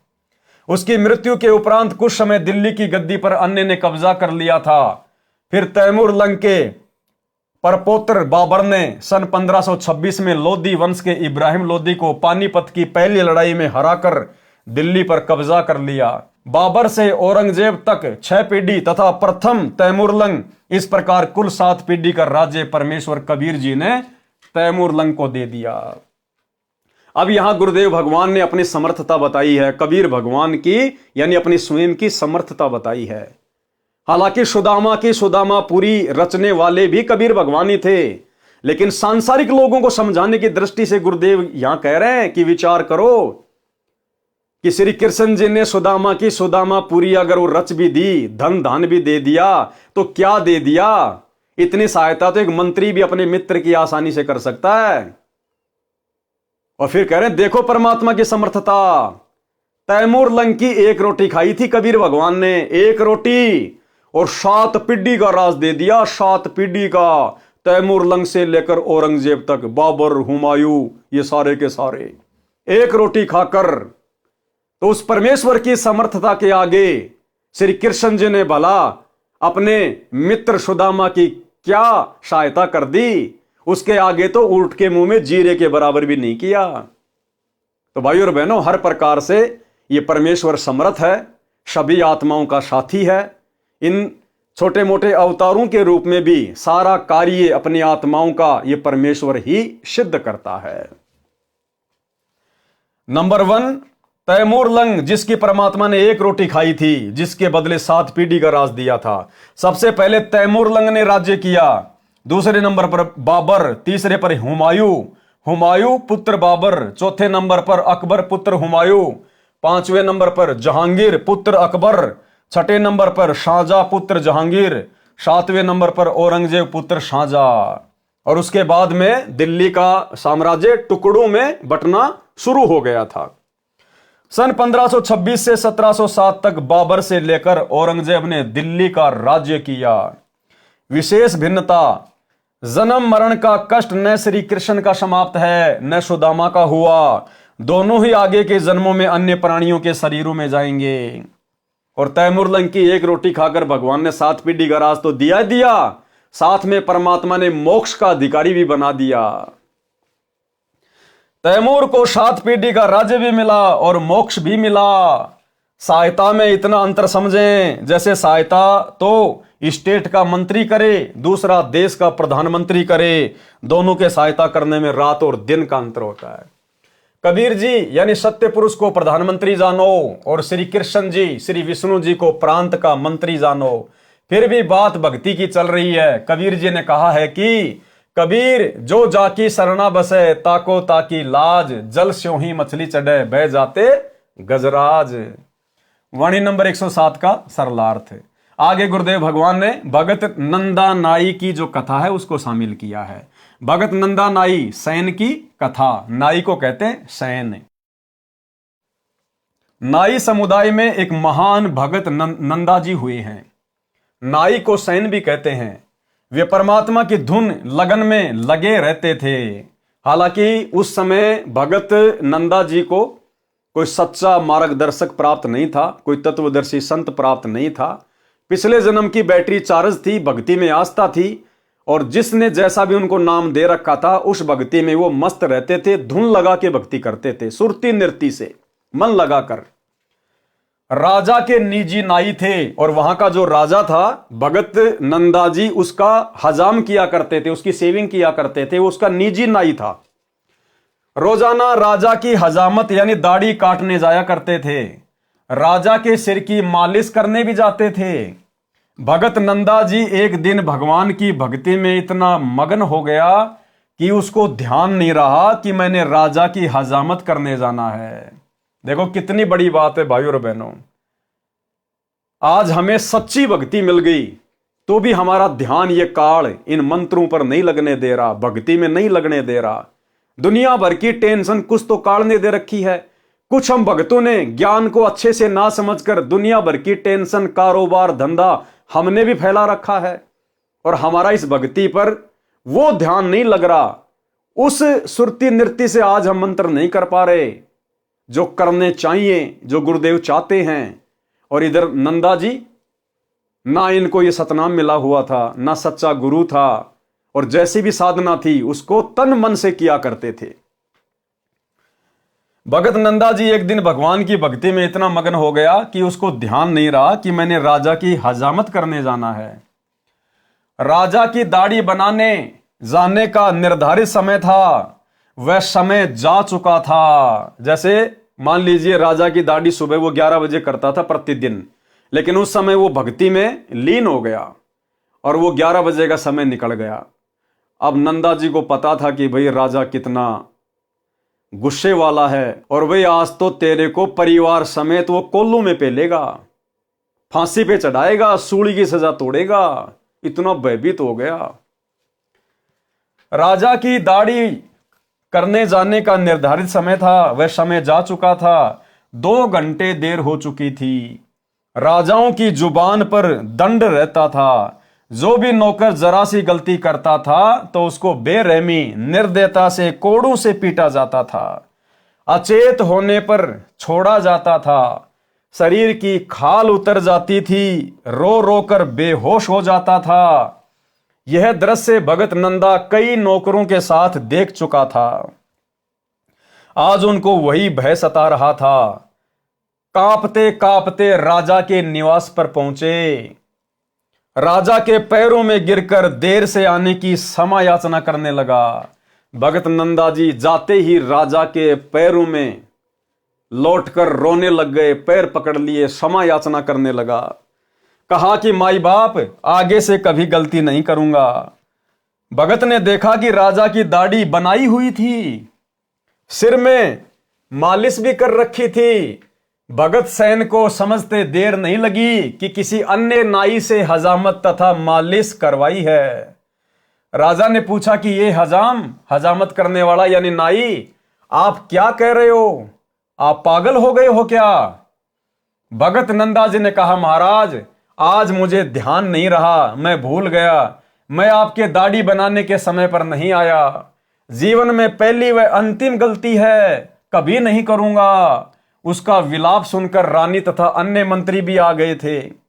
राजा ने कहा कि सैन, आप अभी अभी दाढ़ी बनाकर सिर में मालिश करके गए हो।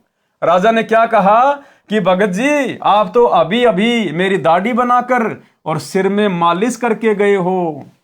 आप क्या कह रहे हो? आप देर से आए हो? क्या नींद में बोल रहे हो? भगत नंदा जी ने कहा कि नहीं महाराज, आपने किसी अन्य नाई से हजामत कराई है, मैं तो अभी अभी आया हूं। राजा ने सैन भगत के घर पर मंत्री भेजकर पता कराया तो उसकी पत्नी भी रो रही थी कि आज पति देर से गए हैं, उनको दंड दिया जा रहा होगा। मंत्री ने पूछा कि क्यों रो रही हो बहन? भगतमती ने बताया कि मेरे से गलती हो गई, मैंने भगत को याद नहीं दिलाया। भक्ति पर बैठने से पहले भगत ने कहा था कि कुछ समय पश्चात मुझे याद दिलाना कि राजा की सेवा करने जाना है, मैं भी भूल गई।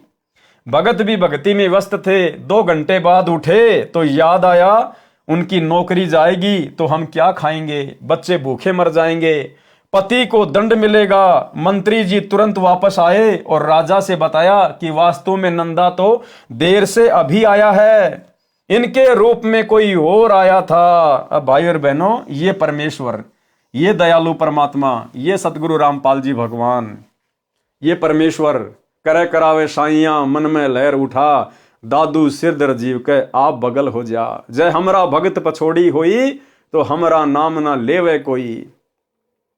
भाई और बहनों, आज भी वही परमात्मा धरती पे प्रकट है। हर युग में, हर देश काल और परिस्थिति में यही कबीर परमात्मा सतगुरु रामपाल जी भिन्न भिन्न रूप धारण करके भिन्न भिन्न नामों से यहां अपनी आत्माओं के लिए अद्भुत चमत्कार करते रहते हैं, सिर्फ इसलिए कि कलयुग के इस प्राइम टाइम, इस बिचली पीढ़ी तक इन आत्माओं में भक्ति की ज्योत जलती रहे। आज भी वही भगवान है धरती पे और भगवान के गुण बदले नहीं हैं। आप और हम बदल गए, आप और हम जीवों की सोच में फर्क आ गया। आज आप और हमारे विश्वास में कमजोरी आ गई, अन्यथा आज भी यही परमात्मा सतगुरु रामपाल जी भगवान वही सब चमत्कार खड़े खड़े करने को तैयार है, खड़े खड़े करने को। और देखो भाई और बहनों, इसलिए दास बारंबार कहता है कि ये 2 कोड़ी का कुत्ता पवन दास अपनी तरफ से कुछ नहीं भोगता है। जो भी दास को परमात्मा प्रेरणा करते हैं, दास केवल वही करता है, उतना ही करता है। मालिक अंतर्यामी है, हमारे से आगे आगे चलते हैं। मालिक को मालूम था कि आज मुक्ति बोध का जो है ये नंदा नाई की कहानी के ऊपर, कथा के ऊपर वीडियो बनने जा रहा है। और दास ने जैसे ये वीडियो बनाना शुरू किया, भाई और बहनों, उससे 2 घंटे पहले मेरे पास में एक सत्सेवक बहन का व्हाट्सएप के ऊपर मैसेज आता है। उस बहन ने अपनी ऑडियो भेजी और उस बहन ने दास से कहा कि भगत जी, मैं अरुणा दासी बोल रही हूं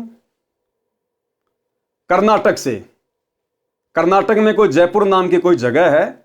उसने कहा कि भगत जी, यहां पर सात संगति रखवाई परमात्मा ने 1 दिन की और आसपास के और भी भगत भाई बहन आए थे।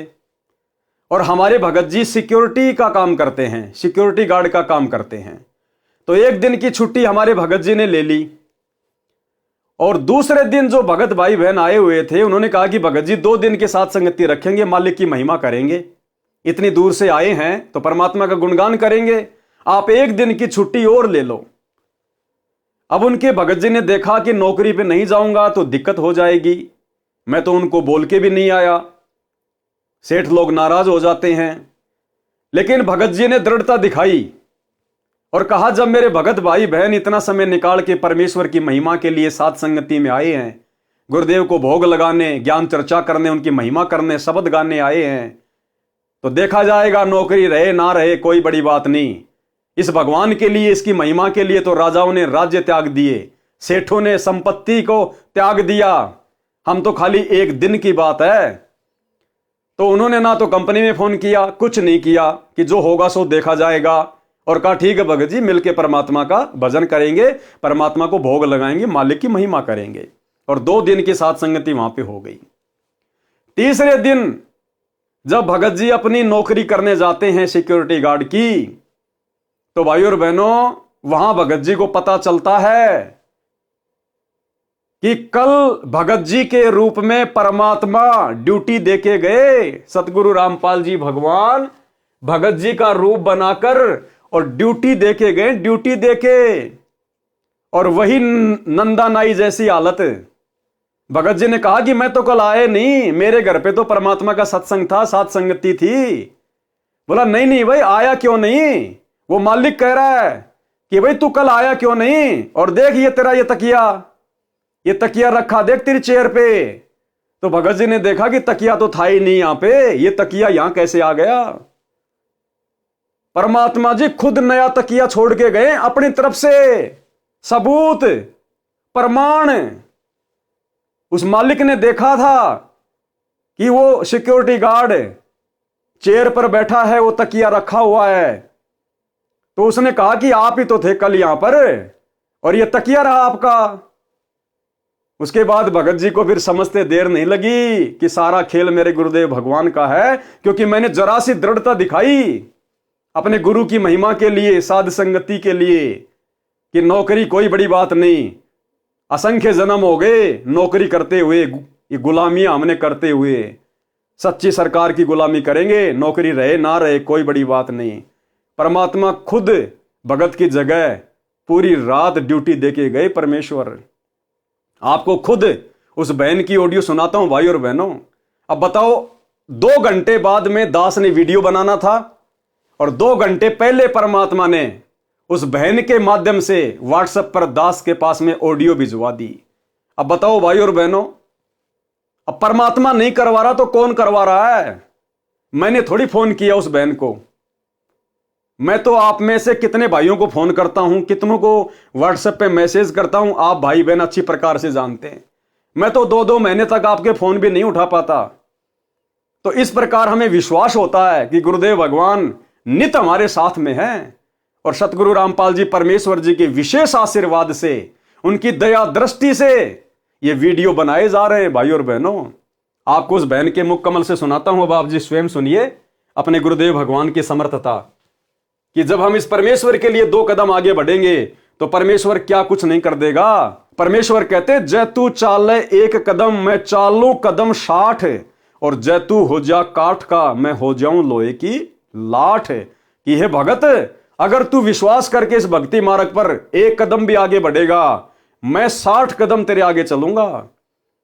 और जय तू हो जा काठ का, और अगर तूने अभिमान किया, मान बढ़ाई की, तो मैं फिर लोहे की लाठ, फिर मैं तेरा बाप हूं, मैं तेरे से भी ऊपर वाला हूं फिर। तो परमात्मा कहते हैं, भगत बन के भक्ति करेगा तो तेरे आगे खड़ा रहूंगा, तेरे पीछे खड़ा रहूंगा।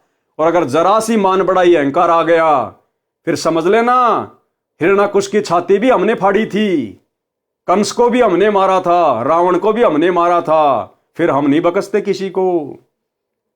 तो अब आपको बहन के मुख कमल से सुनाते हैं परमात्मा ने क्या चमत्कार किया। यानी भाई और बहनों, हमें विश्वास होना चाहिए, ये भक्ति युग चल रहा है। आने वाले समय में खड़े खड़े चमत्कार होंगे, इस प्रकार के खड़े खड़े। देखो, आज ये विज्ञान है, आज ये विज्ञान है, और आज ये विज्ञान से सारे सब कुछ ये काम हो रहे हैं। टीवी, रेडियो, इंटरनेट जो भी है, ये गाड़ियां वगैरह, ये बसें वगैरह, ये एरोप्लेन वगैरह। अब पहले के समय में क्या था भाई और बहनों, ये विज्ञान नहीं थी। पहले के समय में आध्यात्मिक विज्ञान थी। पहले लोगों की भक्ति से परमात्मा चमत्कार किया करते थे, उनमें सिद्धियां आ जाया करती थी। इस विज्ञान की आवश्यकता नहीं थी पहले। ये तो बहुत ही घटिया और निम्न स्तर की चीज है। आध्यात्मिक विज्ञान, जो सिद्धियों से जो चमत्कार होते हैं, ये विज्ञान नहीं कर सकती। लेकिन वर्तमान में लोगों के पास में आध्यात्मिक शक्ति नहीं है, भक्ति नहीं है, इसलिए विज्ञान का सहारा लेना पड़ रहा है। और पहले के टाइम पे ये विज्ञान नहीं थी। पहले के समय में भक्ति हुआ करती थी, लोग अपनी तपस्या करते थे, भक्ति करते थे, मंत्रों का जाप करते थे, मर्यादाओं में रहा करते थे, जिस कारण से उनके साथ में चमत्कार हुआ करते थे, उनके अंदर वो सिद्धियां आ जाया करती थी। और वो सिद्धियों से कुछ भी कर सकते थे, कुछ भी। तो भाई और बहनों, वर्तमान में आप और हमारे पास में वो भक्ति है जो भक्ति सतयुग में नहीं थी, त्रेता में नहीं थी, द्वापर में नहीं थी।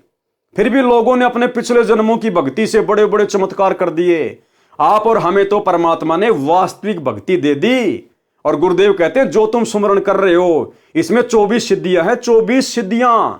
लेकिन आप लोगों ने सिद्धियों का प्रयोग नहीं करना। ये सिद्धियां तुम्हारे ऊपर जब कोई संकट आएगा ऑटोमेटिक अपना काम करेंगी, ऑटोमेटिक। तुमने इन सिद्धियों से कार्य लेने की जरूरत नहीं है, अन्यथा मर्यादा खंडित हो जाएगी। जब तुम्हारे ऊपर कोई आपत्ति आएगी, इस भक्ति की शक्ति से ये सिद्धियां ऑटोमेटिक तुम्हारे साथ रहेंगी, ऑटोमेटिक अपना काम करेंगी। इसलिए भाई और बहनों, आप और हमने डरने की, घबराने की जरूरत नहीं है। समर्थ हमारे साथ में है, समर्थ की सच्ची भक्ति हमारे पास में है। हमने केवल डरना है तो मर्यादा टूटने से, कि हमारी भक्ति पंचर ना हो जाए, हमारे गुरुजी नाराज ना हो जाएं। आने वाले समय में यह परमात्मा खड़े खड़े चमत्कार करेगा। चमत्कार तो आज भी कर रहा है, साथ में तो आज भी है। वो सिद्धियां आज भी हमारे साथ में बराबर काम कर रही है। तभी तो हम इस घोर कलयुग में हर प्रकार से संघर्ष करते हुए भक्ति कर पा रहे हैं। अन्यथा ये भक्ति काल एक सेकंड भी आपको इस भक्ति पे नहीं टिकने दे, एक सेकंड भी। अगर गुरुदेव भगवान का विशेष आशीर्वाद और ये भक्ति की शक्ति ना हो तो अब सुनिए बहन के मुख कमल से किस प्रकार से गुरुदेव भगवान ने, जिस प्रकार नंदा नाई के लिए परमात्मा ने नंदा नाई की जगह नौकरी की, राजा की हजामत बनाई, सेविंग की, इसी प्रकार अपने भगत के लिए, अपने सत्सेवक के लिए गुरुदेव भगवान ने सिक्योरिटी गार्ड की नौकरी की। सुनिएगा भाई और बहनों। सत्साई पवन भाई विजयपुर कर्नाटक में 2 दिन की सत्संगति थी अरुणदास जी के घर में। तो सभी भाई भगत आए हुए थे। भगत जी ना हमारे सिक्योरिटी ड्यूटी करते हैं वो, तो सिक्योरिटी की ड्यूटी के एक दिन छुट्टी ले लिए। भगत भाई आए थे ना उस दिन, तो दूसरे दिन जाना करके बोले, वो काम पे नहीं गए, नहीं जा पाए। तो सभी भाई भगत बोल रहे थे कि भगत जी आज एक दिन की छुट्टी ले लो करके। भगत जी थोड़ा डर रहे थे। तो भगत जी ने क्या किया, परमात्मा के ऊपर भरोसा रख के परमात्मा को दंडवत प्रणाम किया। परमात्मा के चरण को सब के चिंता छोड़ के उस दिन भगत जी ने छुट्टी की। तो भगत जी के रूप में परमात्मा ने वही जगह पे जाके सिक्योरिटी की ड्यूटी की। परमात्मा ने उधर प्रमाण के लिए तकिया छोड़ के गए। परमात्मा ने भगत जी के रूप में ड्यूटी करी परमात्मा ने। Bhagat ji night duty. सत्साहेब भगत जी, पवन भाई सत्साहेब और सत्साहेब पवन भाई। और दूसरे दिन भगत जी नाइट ड्यूटी पे गए तो मालक को बोले कि मालक मैं 2 दिन से छुट्टी पे था, तो आपको कुछ बुरा लगा क्या करके भगत जी बोले। तो मालक ने बोला कि आप कहाँ 2 दिन छुट्टी पे थे, एक ही दिन तो आए, एक दिन छुट्टी किया आपने, 2 दिन कहाँ पे छुट्टी किया नहीं करके ऐसे बोले मालक। तो भगत जी उनको पूछे ये तकिया किसका है मालक, दूसरे को लगाए थे क्या ड्यूटी पे करके बोले। तो वो मालक बोले कि नहीं किसी को नहीं लगाया, आप ही का है वो तकिया करके, आप आए थे ना, आप ही का है वो तकिया करके ऐसा बोले भगत जी मालक। सत्साहेब भगत जी, पवन भाई सत्साहेब।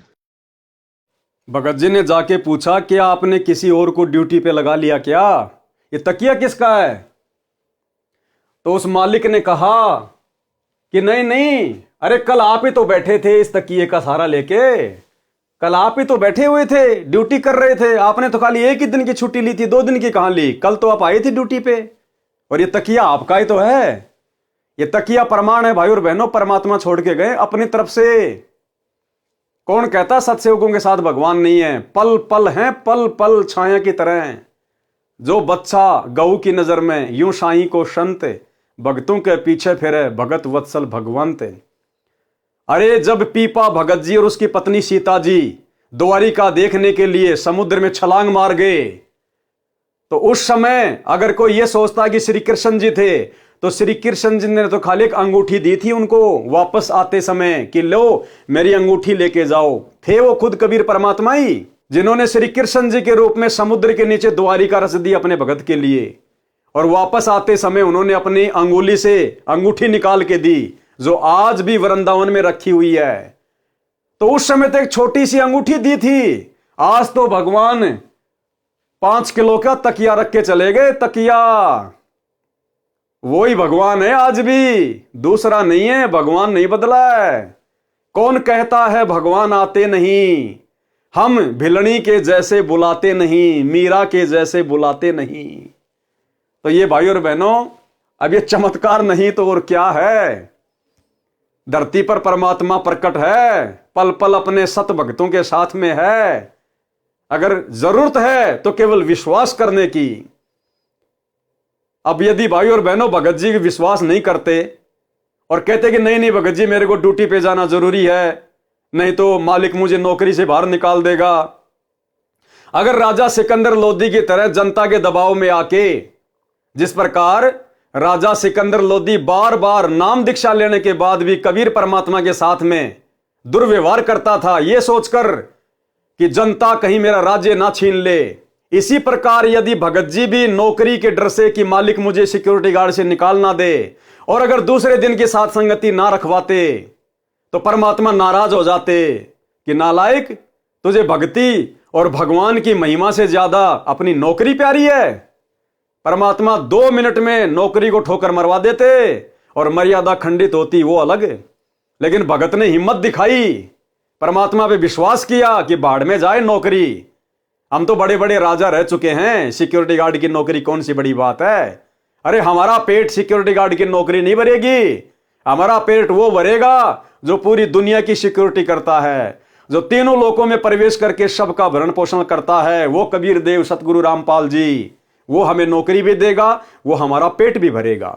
भगत ने विश्वास किया और आए हुए भक्तों का दिल नहीं तोड़ा, और एक दिन की साथ संगति और रख दी, परमात्मा की महिमा की भोग लगाया, और उधर भगवान अपने भगत की जगह बैठ के नौकरी कर रहा है। तो बताओ भाई और बहनों, कौन कहता कि केवल नंदा नाई के लिए भगवान ने राजा की हजाम बनाई। यहां भी देख लो, वर्तमान में आपकी आंखों के सामने है। तो परमात्मा धरती पर है, विश्वास की जरूरत है भाई और बहनों। चाहे शीश कट जाए लेकिन मर्यादा नहीं तोड़ेंगे, लोक लाज में नहीं आएंगे, मर्यादाओं को लेकर किसी के आगे नहीं झुकेंगे। गुरुदेव कहते हैं कि भगत का एक लक्षण है, भगत किसी से लड़ता नहीं और भगत किसी से डरता नहीं, क्योंकि हमारी पीठ पीछे हमारा भगवान खड़ा हुआ है। अब आगे बढ़ते हैं भाई और बहनों हम इस कहानी पर। मंत्री जी तुरंत वापस आए और राजा से बताया कि वास्तव में नंदा तो देर से अभी आया है, इनके रूप में कोई और आया था जो आपकी हजामत तथा मालिश करके चला गया। यह बात सुनकर राजा को समझते देर नहीं लगी कि भगत सैन के रूप में भगवान ही आया था, भगवान ही आए थे। राजा सिंहासन से नीचे आया और भगत सैन जी को सीने से लगाया। ऐसे निर्दयी राजा को भी परमात्मा ने निर्मल बना दिया भगत के सामने। राजा सिंहासन से नीचे आया और भगत सैन जी को सीने से लगाया और कहा कि भगत, मैं तेरे को सेवा से मुक्त करता हूं, कि मैं आज तेरे को सेवा से आजाद करता हूं। आज के बाद तू मेरी दाढ़ी नहीं बनाएगा और पूरी जिंदगी का तेरे बच्चों का पालन पोषण की मैं जिम्मेदारी लेता हूं। देखो, थोड़ा सा विश्वास, भक्ति में ध्यान दिया उसने भक्ति में ध्यान दिया, लगन लगा के निरंकार भाव से अपनी भक्ति में मस्त था, सब चिंताओं को छोड़कर। देख लो, जरा सा भक्ति में ध्यान क्या लगाया, परमात्मा ने आजीवन का सुख दे दिया, आजीवन का सुख। तेरे को राज दरबार में दरबारी रखता हूं। मेरे को दोष लगा है कि भगत के स्थान पर भगवान ने मेरी दाढ़ी बनाई, सिर की मालिश की, मैं इस पाप को कैसे धो पाऊंगा। नंदा जी भी समझ गए कि मेरे कारण परमात्मा को कष्ट हुआ और जोर जोर से रोने लगे कि हे परवरदिगार, मुझ 2 कौड़ी के दास के कारण आप स्वर्ग छोड़कर यानी सतलोक छोड़कर हजाम बने, नाई बने, मुझे उठा देते भगवान। आपको कष्ट उठाना नहीं पड़ता, मैं समय पर आ जाता। इसलिए वाणी के माध्यम से बताया है कि सच्चे भगत पर परमात्मा ऐसे कृपा करते हैं। और यकीन मानना भाई और बहनों, आज भी ये परमात्मा आप और हमारे गुप्त रूप में सैकड़ों कार्य कर रहा है। कोई ये ना सोचे कि मेरे ऊपर कोई विशेष आपत्ति नहीं आ रही, कोई परेशानी नहीं आ रही नाम दीक्षा लेने के बाद, ये हमारी महाभूल है। परमात्मा कहते हैं गुप्त रूप में सब काम सार दे, जो भी विपदा आन पड़े। ये परमात्मा इतना दयालु है, ये अपने भगत को महसूस भी नहीं होने देना चाहता। उसके कष्टों को जो उसके ऊपर उसके प्रारब्ध के हैं उसको दुखी करने हैं, ये परमात्मा हमारे असंख्य कष्टों को तो ऐसे समाप्त कर देता है, भगत को महसूस भी नहीं होने देता कि तेरे ऊपर कोई संकट आने वाला था। ये ऐसा दयालु भगवान है। यदि आज हम इनकी शरण में ना होते भाई और बहनों, हमारा अता पता नहीं होता आज हम कौन सी जेल में पड़े होते, कौन सी जेल में या कौन सी हॉस्पिटल में सड़ रहे होते आज हम। तो ये दीन दयाल है। हमें इस परमेश्वर के गुणों को बारंबार याद करते रहना चाहिए। और शौपन में भी हमने मर्यादा तोड़ने की सोचनी भी नहीं है, तोड़ना तो बहुत दूर की बात है। वाणी नंबर 108 का सरलार्थ। इस वाणी में महाराष्ट्र के भगत नामदेव जी पर परमात्मा की कृपा का वर्णन है। संत नामदेव जी पर प्रभु कृपा। तो भाई और बहनों, आज के वीडियो में हम केवल इतना ही लेंगे गुरुदेव भगवान के आशीर्वाद से। आज हमारा मुक्ति बोध के ऊपर सतगुरुदेव भगवान की विशेष रजा से ये 10वां वीडियो है। और कल रात्रि 8 बजे सभी भाई बहन फिर से लाइव जुड़िए एक नए वीडियो के साथ में। तब तक गुरुदेव भगवान हम सबको आज्ञा दें, इजाज़त दें, आशीर्वाद दें। बंदी छोड़ सतगुरु रामपाल जी भगवान की जय हो।